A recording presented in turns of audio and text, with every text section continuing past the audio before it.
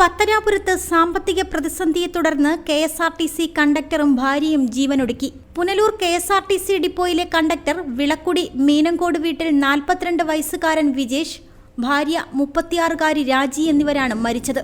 സാമ്പത്തിക പ്രതിസന്ധിയെന്ന് പ്രാഥമിക നിഗമനം. കഴിഞ്ഞ ദിവസം രാത്രി ആവണീശ്വരത്ത് വാനിനു മുന്നിൽ ചാടി ഗുരുതര പരിക്കേറ്റ രാജി മരിച്ച ശേഷം ഇന്നലെ വൈകിട്ടാണ് വിജേഷിനെ ആയിരവല്ലിപ്പാറയിലെ മരത്തിൽ തൂങ്ങി മരിച്ച നിലയിൽ കണ്ടെത്തിയത്.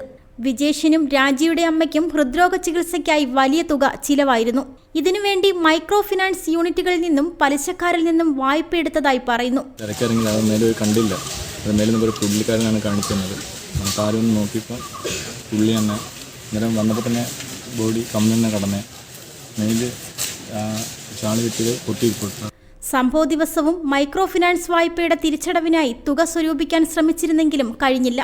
തുടർന്നാണ് ആത്മഹത്യ ചെയ്തതെന്ന് പോലീസ് പറയുന്നു. കഴിഞ്ഞ ദിവസം പത്തനാപുരം, വിളക്കുടി, മേലില പഞ്ചായത്തുകളുടെ അതിർത്തിയിലുള്ള ആയിരവല്ലിപ്പാറയിലെത്തിയ ഇരുവരും ഒരുമിച്ച് ജീവനെടുക്കാൻ ശ്രമിച്ചു എന്നും പറയപ്പെടുന്നു. അവർക്കെന്തോ കുറച്ച് സാമ്പത്തിക പ്രശ്നം ഉണ്ട് എന്ന് ഇപ്പോൾ ഇങ്ങനെ പറയുന്നു. അപ്പോൾ ആ സാമ്പത്തിക പ്രശ്നം പരിഹരിക്കുന്നതിന് വേണ്ടിയിട്ടാണ് ഇവർ ഇന്നലെ അതുമായി ബന്ധപ്പെട്ട് പലരെയും അതിന് കണ്ട് സമ്പത്ത് സമാഹരിക്കുന്നതിന് വേണ്ടി അവർ ശ്രമിക്കുകയുണ്ടായി എന്ന് അറിയാൻ കഴിഞ്ഞു. പക്ഷേ ഇപ്പോൾ അവർ ഈ മരണപ്പെട്ട് കിടന്ന സ്ഥലത്ത് ഒരു ഫയല് പോലീസിന് കിട്ടിയിട്ടുണ്ട്. മൊബൈൽ ഫോണും അതിൻ്റെ കൂടെ ഉണ്ടായിരുന്നു. അപ്പോൾ അതിൽ കുറച്ച് പൈസ ഉണ്ടായിരുന്നു. ഇന്നലെ അവർ സമാഹരിച്ച പൈസയാണോ എന്തോന്ന് അറിയത്തില്ല. എന്തായാലും കുറച്ച് പൈസ ഉണ്ടായിരുന്നു. അത് പോലീസ് കൊണ്ടുപോയിട്ടുണ്ട്. വിജേഷിന്റെ മരണം കണ്ടു പതറിയ രാജി ആവണീശ്വരത്തെത്തി വാനിനു മുന്നിൽ ചാടുകയായിരുന്നു.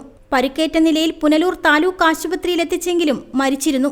വിളക്കുടി ഗ്രാമപഞ്ചായത്തിൽ 16-ാം വാർഡിൽ മീനങ്കോട് ഭാഗത്ത് മീനങ്കോട് വീട്ടിൽ രാജി എന്ന് പറയുന്ന 35 വയസ്സുള്ള ഒരു സ്ത്രീ ഇന്നലെ നമ്മുടെ ആവണീശ്വരത്ത് വെച്ചൊരു ആക്സിഡന്റിൽ മരണപ്പെടുകയുണ്ടായി. രാത്രി ഏതാണ്ട് 11 മണിയോടെയാണ് ഇങ്ങനെ ഒരു സംഭവം നടന്നത്.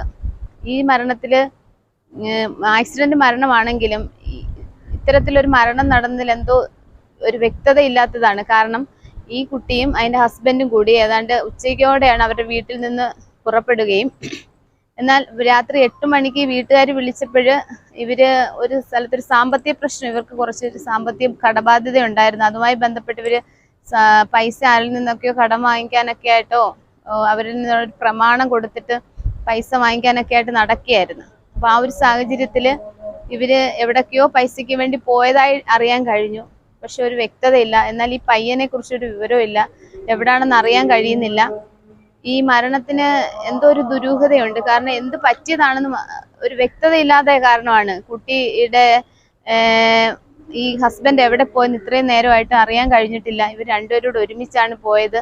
അപ്പൊ അതിനെക്കുറിച്ച് വളരെ ഗൗരവമായി പോലീസിൽ അന്വേഷണം നടത്തുന്നതിന് വേണ്ടി വളരെ ഗൗരവമായിട്ട് അന്വേഷണം നടത്തുന്നതിന് വേണ്ടി പോലീസിൽ ഇൻഫോം ചെയ്തിട്ടുണ്ട്. അവർ അതിശക്തമായി തന്നെ മുന്നോട്ട് പോവുകയാണ്. കുട്ടി ധരിച്ചിരുന്ന വേഷം എന്ന് പറയുന്നത് ഏതാണ്ട് ടോപ്പും പാൻസ് ഇല്ലാത്തൊരവസ്ഥയിലാണ് നമുക്ക് ഇൻക്വസ്റ്റ് തയ്യാറാക്കി ബോഡി കാണാൻ കഴിഞ്ഞത്. ഒരു ഷർട്ട് ഇങ്ങനെ അരയിൽ കെട്ടിവെച്ച രീതിയിലാണ്. അപ്പൊ എന്തൊക്കെയോ ഒരു ദുരൂഹത ഈ മരണത്തിലുണ്ട്. എന്താണെന്ന് കൃത്യമായി എന്തോ പേടിച്ചോ അല്ലെങ്കിൽ എവിടുന്ന് ഓടി വന്ന് ഈ വണ്ടിയുടെ ഫ്രണ്ടിൽ അകപ്പെട്ടു പോയതാണോ എന്നൊന്നും ഒരു വ്യക്തതയില്ല. അതുകൊണ്ട് അതിനെക്കുറിച്ച് വളരെ ശക്തമായ ഒരു അന്വേഷണം നടത്തി ഇതിന് വേണ്ടുന്ന ഈ എന്തെങ്കിലും കുറ്റകൃത്യങ്ങൾ നടത്തിയിട്ടുണ്ടെങ്കിൽ അത് എത്രയും പെട്ടെന്ന് കണ്ടുപിടിക്കാൻ ഒരു മാർഗം പോലീസിന്റെ ഭാഗത്തുനിന്ന് ഉണ്ടാകണമെന്നാണ്.